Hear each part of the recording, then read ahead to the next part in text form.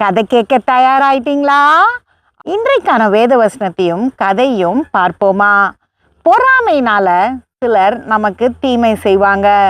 ஆனா அந்த பொறாமைய நம்ம நன்மையினால வென்றோன்னா அவங்களும் நம்ம கிட்ட தோழர்களா ஆயிருவாங்க. ஆனா நம்ம அவங்க செய்யற தீமைக்கு நன்மைய திரும்பி கொடுக்கணும். அப்படி நம்ம செய்யறதுனால என்ன பிரயோஜனம் நீங்க கேட்கலாம். வேதம் என்ன சொல்லுகிறது என்று பார்க்கலாம்.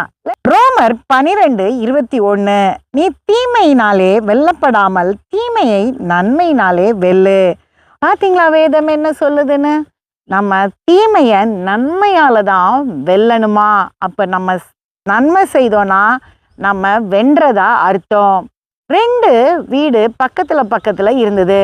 2 பேருமே தோட்டம் வச்சாங்க. ஒருத்தங்க மாங்கன்று வச்சாங்க. அது நல்லா அழகா வளர்ந்தது. பக்கத்து வீட்டில் இருந்தவங்களுடைய கண்ணு சரியா வரவே இல்லை. அவங்களும் மாங்கன்று வச்சாங்க.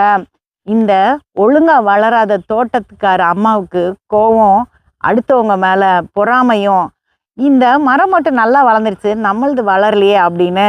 அதனால இவங்க என்ன பண்ணுவாங்கன்னா, வீட்டில் இருக்க குப்பையெல்லாம் சேர்த்து பின்வாசல் வழியா கொண்டு போய் அந்த மாமரத்துக்கு கீழே போட்டுருவாங்க.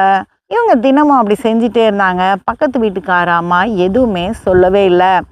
மாம்பழம் காலம் வந்தது. நிறைய பழங்கள் காய்ச்சுது. இந்த பக்கத்து வீட்டுக்கார அம்மா என்ன பண்ணாங்கன்னா, கூட நிறைய மாம்பழங்களை கொண்டு வந்து பொறாமப்பட்ட அம்மாவுக்கு கொடுத்தாங்க. அதை வாங்குறதுக்கு இவங்க கை கூச்சமாக இருந்தது. அப்போ அவங்க கேட்டாங்க, நான் உங்கள் வீட்டில் குப்பையெல்லாம் வந்து போட்டேனே, ஆனால் நீங்கள் எனக்கு மாம்பழங்களை கொடுக்குறீங்களே எப்படி அப்படின்னு. அவங்க சொன்னாங்க, நீங்கள் கொண்டு வந்து குப்பையை கொட்டினது எனக்கு நன்மையாக தான் முடிஞ்சது. அந்த குப்பையெல்லாம் மக்கி அந்த மாமரத்துக்கு உரமாக மாறிடுச்சு. அதனால தான் இவ்வளோ பழங்கள் காய்ச்சிருக்கு. அதனால தான் இந்த பரிசு உங்களுக்கு கொடுத்துருக்கேன் அப்படின்னு சொன்னாங்க. அதுக்கப்புறம் 2 பேருமே சேர்ந்து அந்த மாங்கன்னை நல்லா பார்த்துக்கிட்டாங்க. நம்ம தீமை செய்கிறவங்களுக்கு தீமை செய்ய நினச்சோன்னா அதில் முடிவே இருக்காது. தீமை நடந்துக்கிட்டே தான் இருக்கும். நம்ம நன்மை செய்தோன்னா அதோட அந்த தீமை நின்றோம். அடுத்த கதையில் சந்திப்போம்.